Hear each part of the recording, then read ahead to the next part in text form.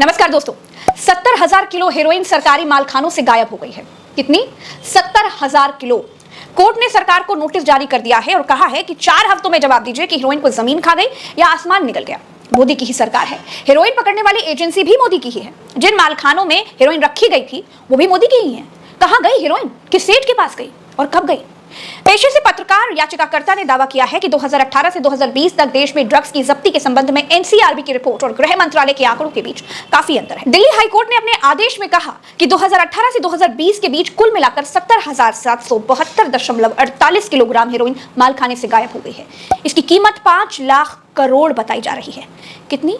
5 लाख करोड़ से ज्यादा। अब गृह मंत्रालय ने सोचा ही नहीं था कि इसके बारे में कोई पूछ सकता है क्या। नोटिस जारी करते हुए कोर्ट ने केंद्र सरकार से कहा है कि 4 हफ्ते के भीतर जवाब दाखिल किया जाए।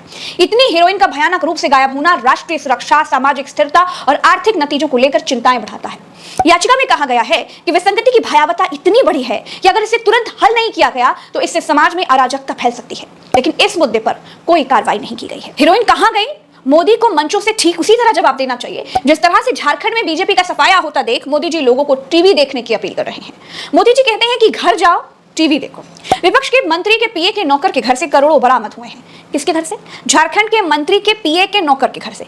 जब गोदी मीडिया ने यह खबर दी कि करोड़ों बरामद हुए हैं तो अपने आप ही पता चल गया कि विपक्ष के ही किसी नाते रिश्तेदार के घर से हुए होंगे, क्योंकि मोदी जी की एजेंसियों का अब तक के ट्रैक रिकॉर्ड मतलब उसके हिसाब से सत्ता पक्ष के ठिकानों से कुछ बरामद करने का तो रहा नहीं है।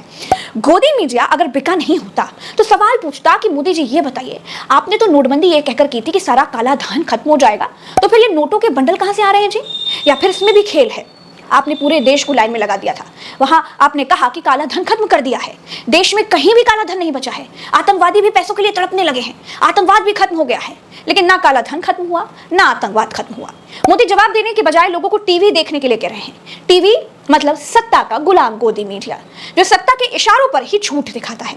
दोस्तों, गोदी मीडिया की एक बड़ी खबर ये निकल कर के आ रही है कि सत्ता के सबसे बड़े गुलाम गोदी मीडिया ने हवा की रुख को भांप लिया है और अपने चैनल में मोदी और शाह की रैलियां बैन कर दी हैं। कहते तो यहां तक के हैं कि अपने सीईओ को भी निकाल कर बाहर कर दिया है।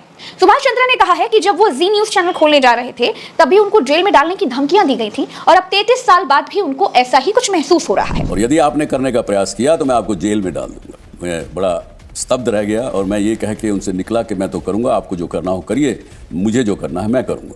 आज 33 वर्ष बाद भी ऐसा ही कुछ मुझे महसूस हो रहा। सुभाष चंद्र अपने ट्वीट में लिखते हैं, आइए लोकतंत्र को बनाए रखने, पारदर्शिता को बढ़ावा देने और सूचना के अधिकार की सुरक्षा में स्वतंत्र प्रेस की शक्ति का जश्न मनाएं।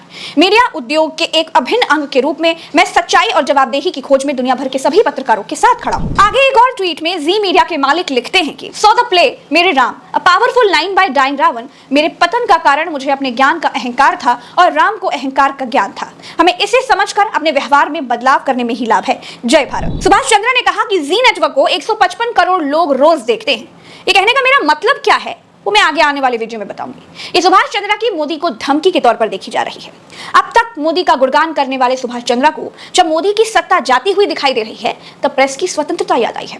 हो सकता है सुप्रीम लीडर पैकेज ठीक कर दे तो सुभाष चंद्रा की प्रेस की स्वतंत्रता को फिर से चूल्हे भाड़ में झोंक दिया जाएगा। लेकिन दोस्तों याद रखिए, इसी टीवी, इसी गोदी मीडिया के जरिए जी न्यूज ने बीजेपी को फायदा पहुंचाने के लिए न जाने कितने झूठ फैलाए हैं। कुछ में तो मुकदमे तक दर्ज हुए हैं। मोदी यही वाला टीवी देखने के लिए कह रहे हैं, क्योंकि जब झूठ आपके कानों में चारों तरफ से ठूसा जाता है ना, तब सच झूठ ही आवाजों के नीचे दब जाता है। नमस्कार।